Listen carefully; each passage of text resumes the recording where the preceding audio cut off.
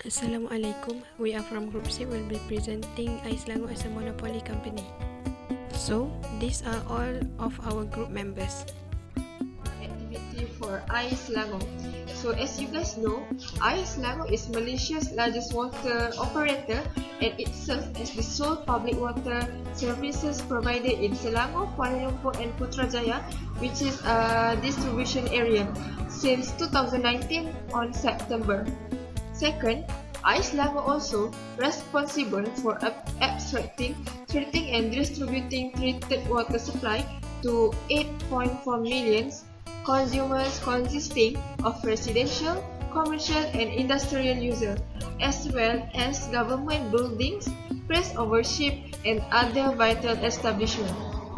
So, Selangor also are driven by their vision to be the leading water services provider in Asia, and to strongly support the rapid urbanization in Selangor, Kuala Lumpur and Putrajaya, which is also the hub of Malaysia's economic growth, through a dedicated team of over 5,000 people who work around the clock to ensure continuous supply of high quality water for all.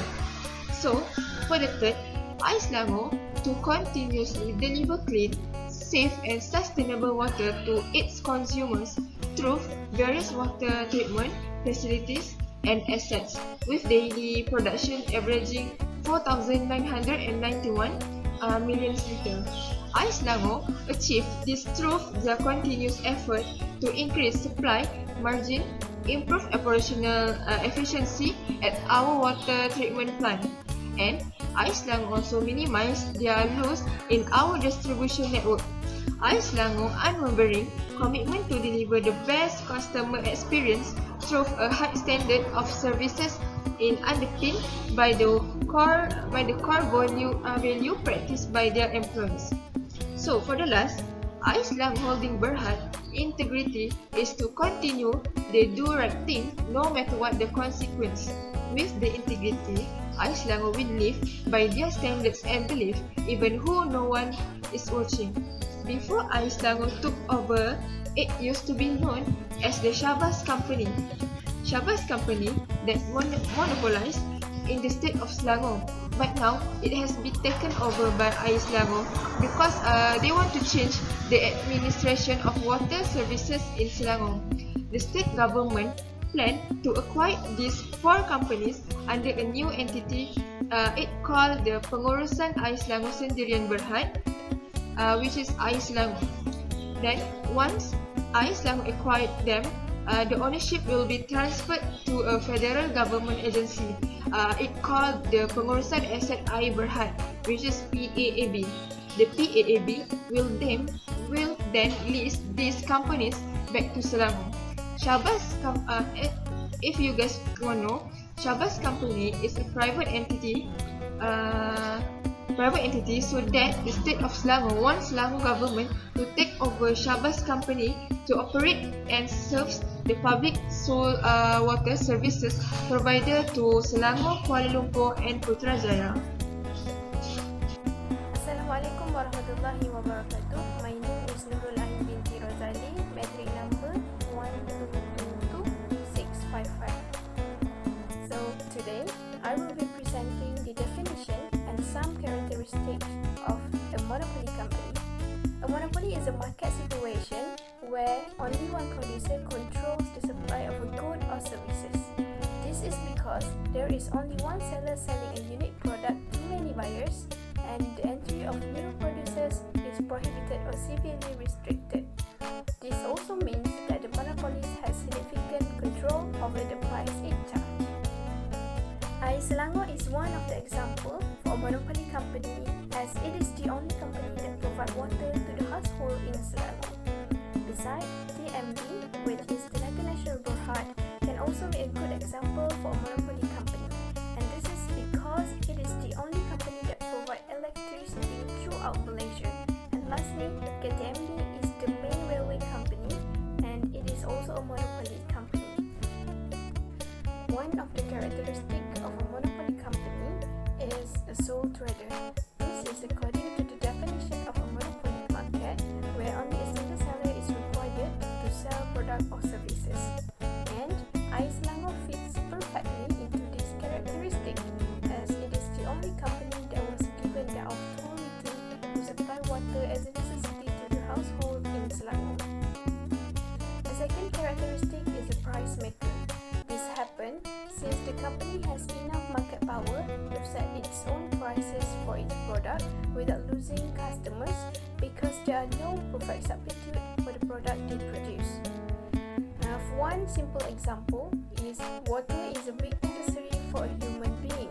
So, even though the water tariff are increasing in Selangor, people will still use the service of Selangor, as they don't have any other alternative or choices, and it is also a basic daily necessity. Next, having barrier to entry is also one of the characteristics of a monopoly company. Barriers to entry are legal, technological, or market forces that deter or prevent potential rivals from joining a market.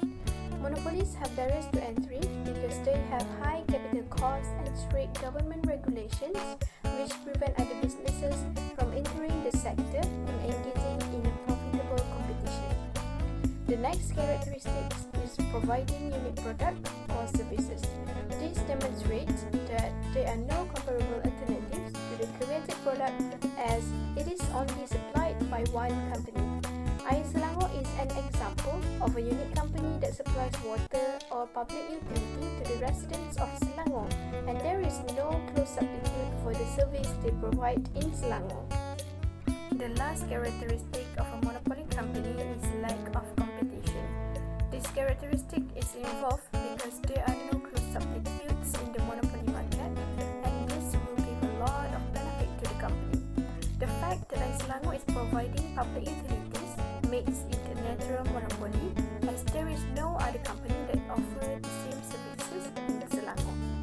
Some information about this natural monopoly company is this happened because Selangor requires expensive infrastructure and high fixed or startup costs to operate the business, thus increasing the cost of operating.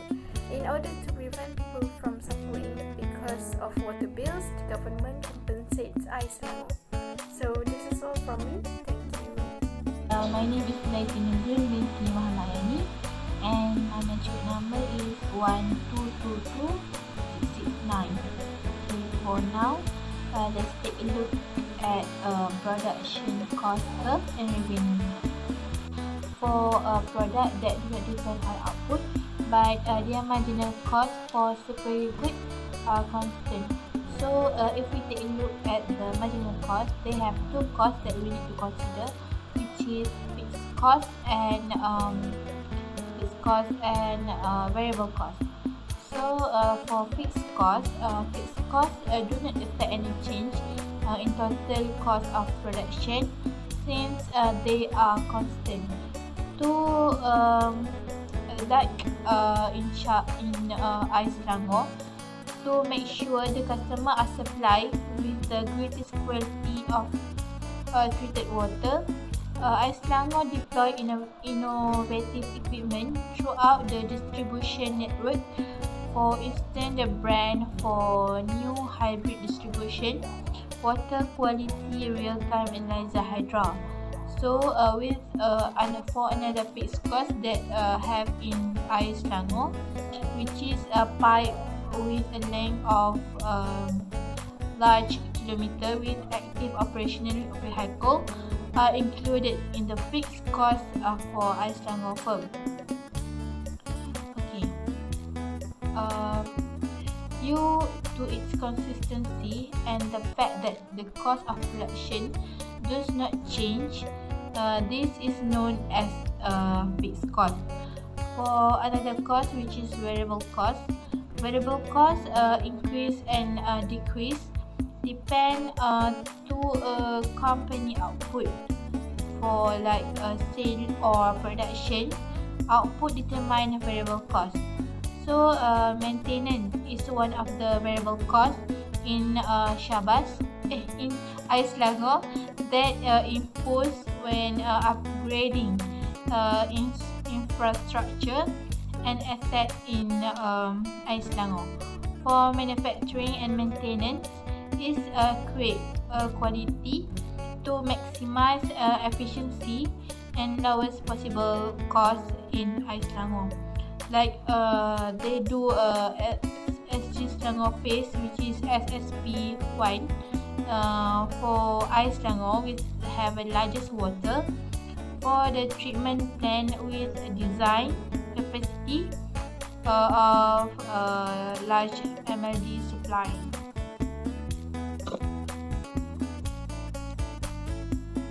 Okay, if we take a look at the graph for monopoly, okay, for Ais Selangor first, choose the profit maximizing level output at the Q1 by choosing the quantity where a marginal revenue is equal to marginal cost.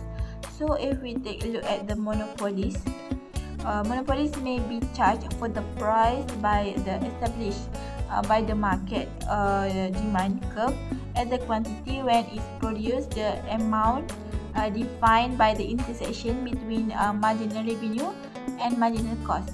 So as a result, monopolies produce less but charge more than company in the market, and it is called as competitive.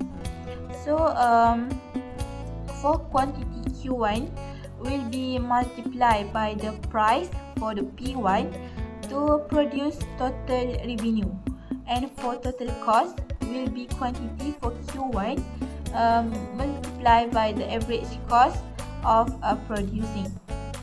So for Ais Selangor as a monopoly firm will be charged a price at the P1 and can be identified that as a profit. For profit will be total revenue minus total cost as shown at the shaded zone in the figure. Okay, let's look at the next question, which is pricing strategies to maximize profit. Related to how Ais Selangor applies several pricing strategies to increase profit. Ais Selangor is the main producer in the Klang Valley, which is a monopoly in that area. Users only have the option to use their product or their service. Then how to maximize the profit using pricing strategies by Ais Selangor. We learn that the revenue and the value margin for Ais Selangor's marginal revenue decreases with each additional unit of output provided by monopoly like Ais. The marginal figure will show a rising slope. The quantity at which marginal sales equal to marginal revenue, marginal value, that's been MR equal to MC, is the production decision that maximize monopoly earnings. If the monopoly produces fewer goods, then and given production decrease, marginal revenue is greater than marginal cost, and the organization may increase income by increasing output. First and foremost, Ais Selangor declared the tariff in past year. The rise for non-home consumption, including in industrial and commercial, is from RM2.7 to RM2.62 per cubic meter. If it exceeds 35 meter per cube, the price may increase to RM2.86 from RM2.28. This pricing increases by generating an additional 100 million in sales for Ais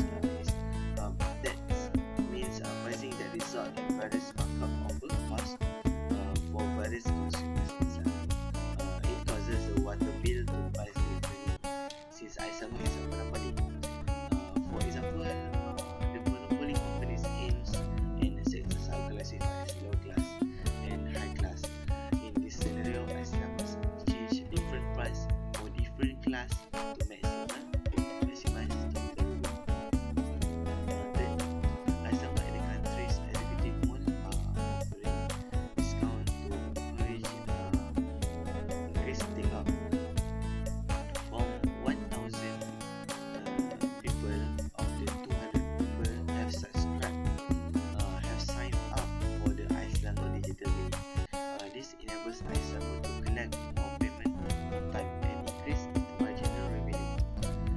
Lastly, marginal, the last strategies is marginal and fixed pricing can be offered for different organization option and consumption densities. When assessing marginal pricing in public and private management, for example, examining the average price across municipalities rather than for average price between household. For the two water tariff, the first column is the current water rates, while the second column display the rebalanced rate schedule that will be adopted when the portion for the automatic tariff is introduced. In many circumstances, different family in the same location that drink the same amount of water pay significantly different sums. That's all for me. We will continue to the next slides. Thank you. Next, I will continue with short run and long run monopoly in equilibrium. Okay, so there are 4 types of short run in equilibrium. First one is supernormal profit, the second one is normal profit, the third one is losses, and the last one is shutdown situation. Okay, next I will explain how the company can make the supernormal profit in monopoly situation. So, when the marginal cost intersect with marginal revenue, it will become a profit maximization. The price of maximization will be above the average total cost and average variable cost.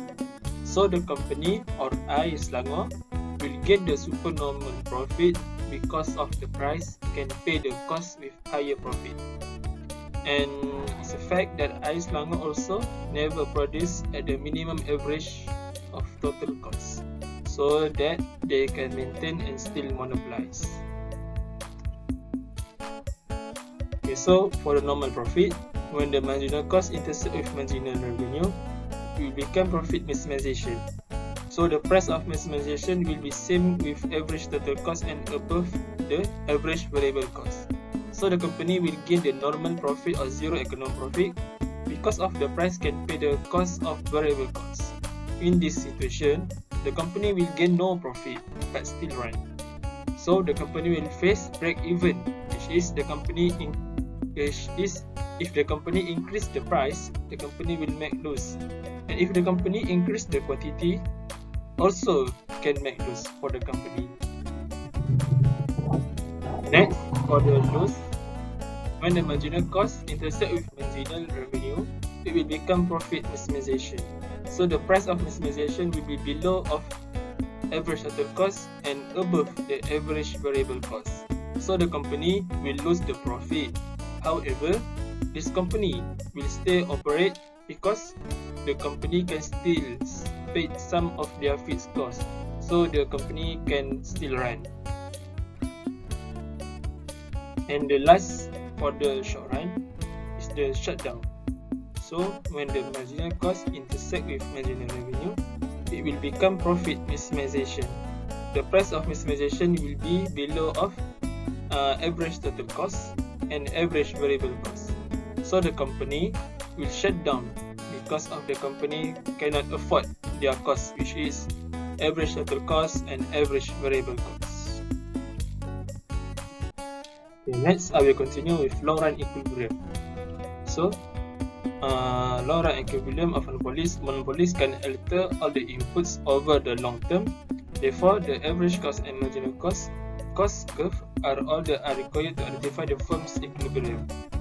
The demand curve must also be tangent to the average cost curve or lie to the right and intersect it twice since the monopolist leave the market if he is operating at a loss. So, for long run equilibrium, there are 2 types. The first one is normal profit and the second one is supernormal profit. Okay, so for the first one, for long run equilibrium is normal profit. So the supply curve at point E, AR1 is perpendicular to average cost or long run average cost. The monopolist must close if the demand curve is to the left of the average cost curve in order to recover his cost. The monopolist can, however, recover up his costs and continue to operate in the market if the average revenue curve is tangent to the average cost curve. Fact that the marginal revenue curve and the perpendicular drawn from point E to the x-axis are contemporaneous at point A. As a result, all the prerequisites for equilibrium have been met.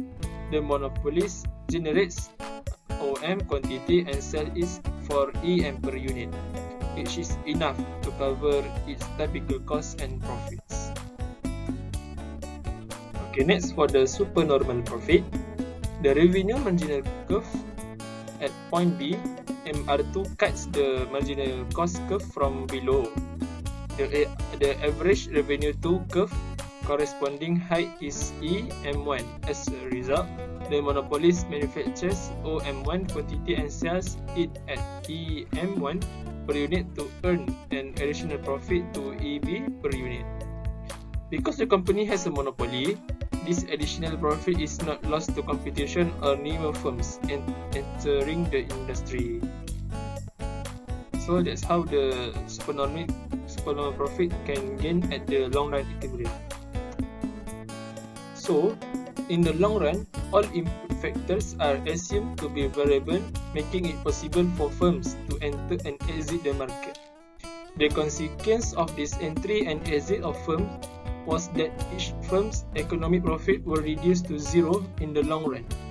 The distinction between the short run and the long run is not as important in the case of a monopolistic market structure.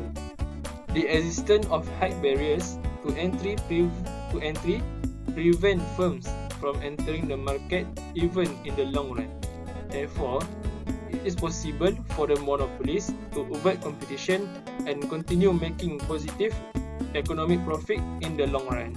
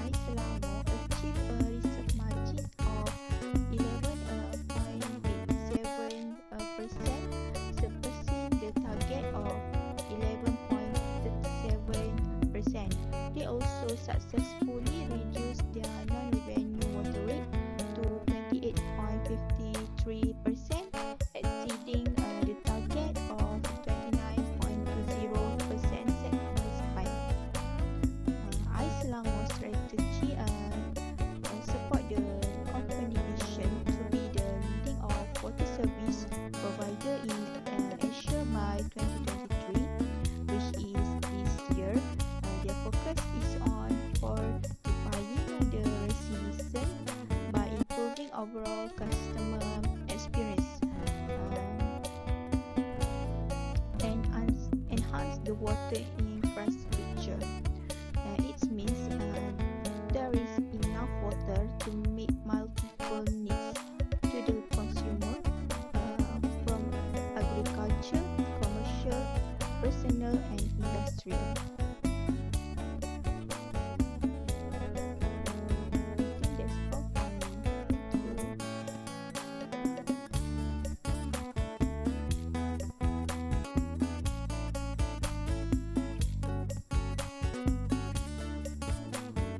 Advantages and disadvantages of AIS Selangor. First, let's discuss the advantages of AIS Selangor as a monopoly company. Firstly, AIS Selangor has complete control over water supply market in Selangor, which means it has the power to set prices, control supply, and establish barriers for entry competitors. This allows the company to have a strong and stable market position, as well as the ability to regulate the supply and demand of water in the region. Secondly, as a monopoly, AIS Selangor does not have to worry about losing market share or customers to competitors. This means it can focus on maintaining and improving its operations without worrying about what its competitors are doing, allowing the company to provide consistent and reliable service to customers. Thirdly, monopolies generally have higher profit margins than firms in other market structures because they have the power to set prices without considering the competition.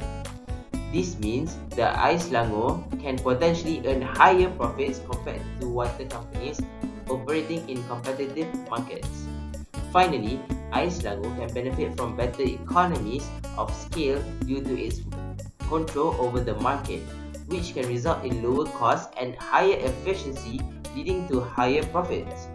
Additionally, with economic scale, the company can invest in improving the quality of its services, such as upgrading its infrastructure or introducing new technologies. On the other hand, there are also some disadvantages of AIS Selangor as a monopoly company.